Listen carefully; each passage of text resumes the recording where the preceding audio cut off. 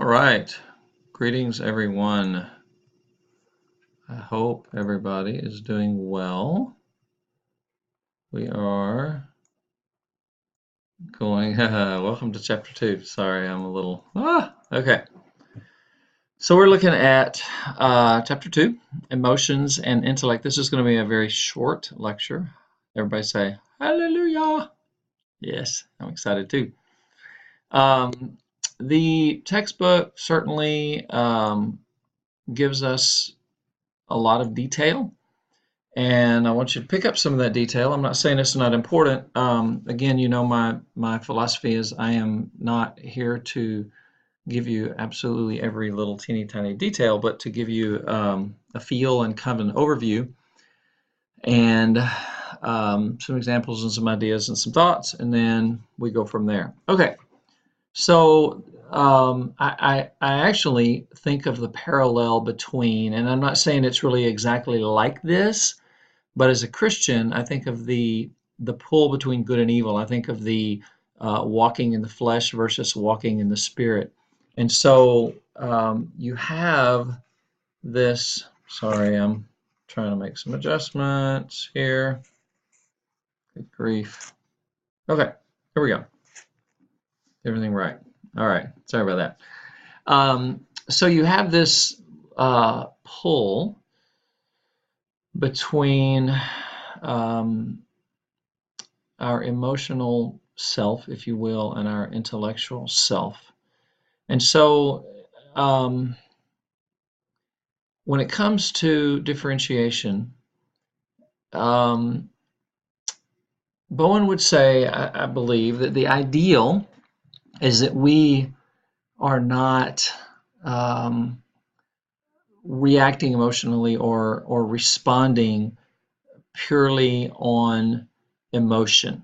And so part of the process is that we actually simply understand the difference. Are we able to distinguish between the two? And I don't think a lot of people, without some training and without some thought, are able to really do that. I think they would respond emotionally and say, well, yeah, that was perfectly rational. And so Bowen would say, yeah, the more emotionally you are responding, the less differentiated you're going to be. He put a lot of emphasis on problematic emotional response. Now, the other end of the continuum, um, he may have emphasized it some. He may have talked about it some, and I think he did, but I don't think he emphasized it as greatly. And that is someone who responds to everything almost purely intellectual. So obviously, either extreme, and again, we're thinking about a continuum. I really want that when I say continuum, to me, that's a huge word. I want you to, I know I've said this before and I'll say it a million more times, but I want you to think in terms of continuums, right? So on one end of the extreme is unhealthy, the other end of the extreme is unhealthy. We want to be able to find a balance in the middle. So he uses the term intellectual system, which really means thinking or cognitions, your thoughts, and emotional system, which really is just saying your thought, your feelings, and your emotions. And he believes that most of our emotional comes from the subconscious or the unconscious parts of us. And there's a little Freud right there to talk about the unconscious. And instinctual and automatic, those are important terms. And instinctual is also a Freudian term. And remember he was trained originally under Freud, but he pulled away from Freud because he disagreed with a lot of the concepts. So automatic. So I want you to think of times when you get someone says something and you go from 0 to crazy in zero point 0.3 seconds. And it's like, wow, it just snapped. It just happened. It was extremely automatic. It wasn't like you thought, hey, I didn't really like that. I think I'm going to get upset. It was just there. And that's what he's talking about. Um, and obviously, he would say that that means that we are not differentiated and then that's problematic.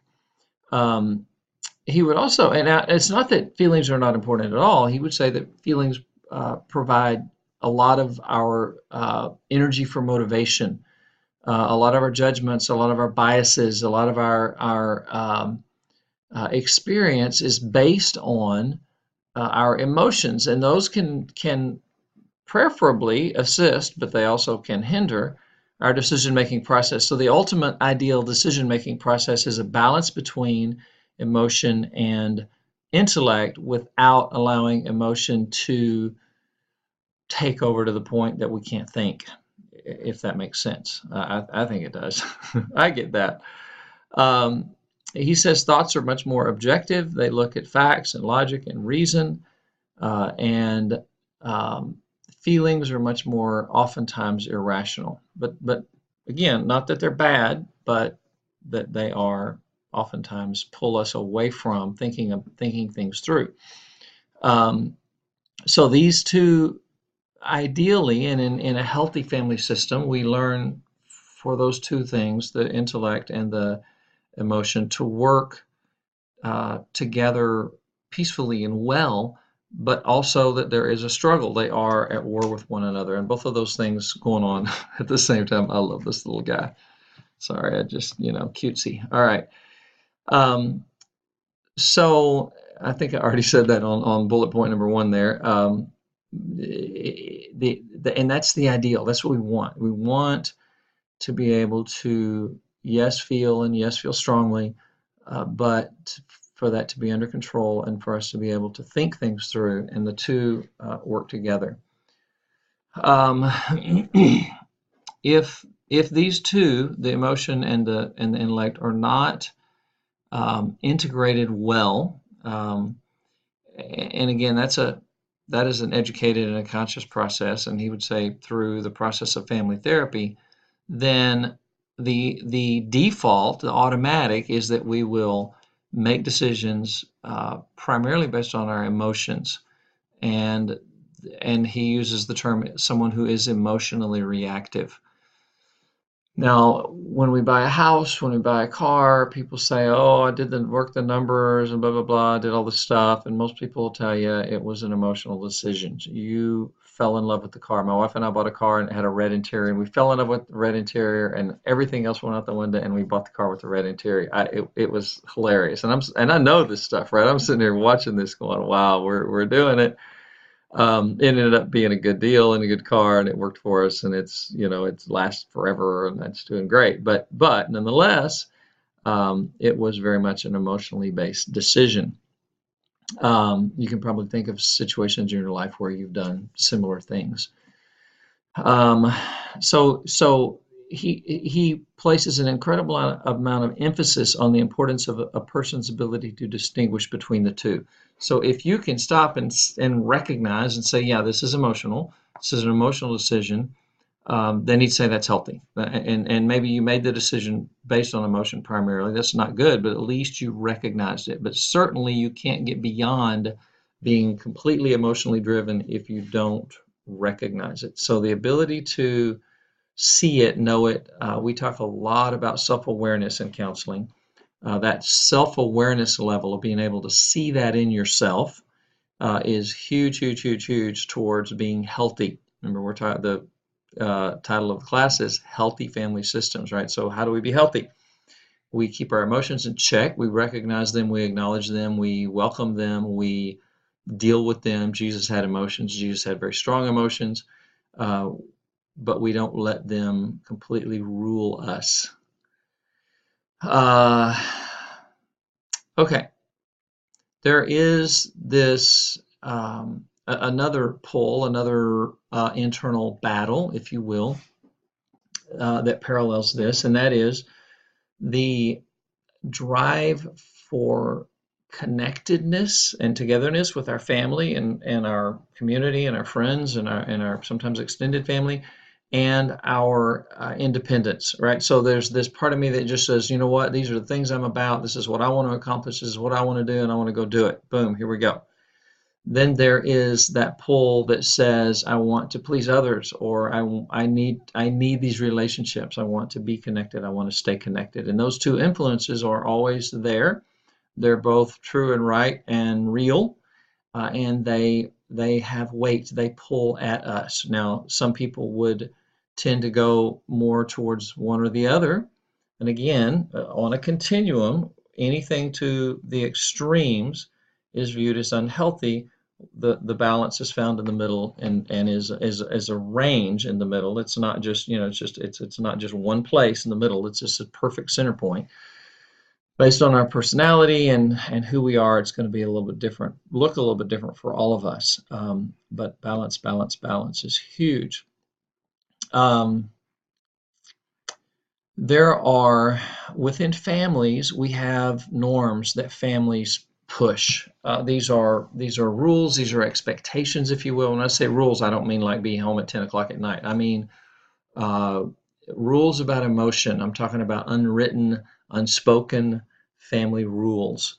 That's a whole other subject, a whole other topic, right? But there are norms and expectations, and the family will pressure us to fall into those norms as to how much we move in the direction of, or we are allowed to, or encouraged to, or rewarded, or punished for moving in the direction of individuality or connectedness with our family. And again, those are struggles and pulls and balances that we all have to work out.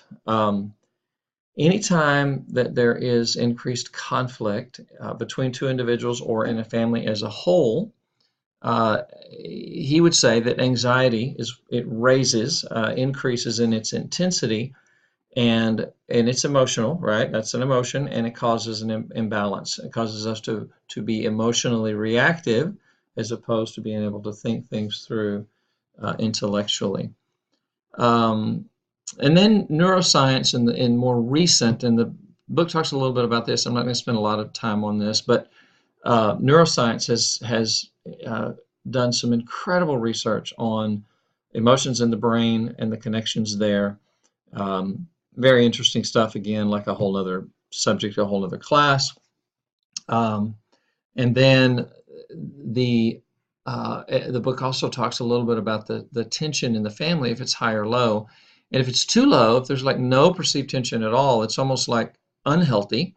Then the children do not develop well because they don't know what conflict is and don't know how to deal with conflict. Usually in a situation like that, there's conflict between mom and dad, but it's swept under the carpet, so to speak, and it's not looked at or dealt with at all. And if it's too much tension, obviously, then that causes high levels of anxiety, and the child is raised in just pure straight anxiety, and it's problematic all the way around. Okay, so that's the end of this lecture. Thank you. God bless, and have a great rest of your day, evening, wherever you're at. Thanks. Bye.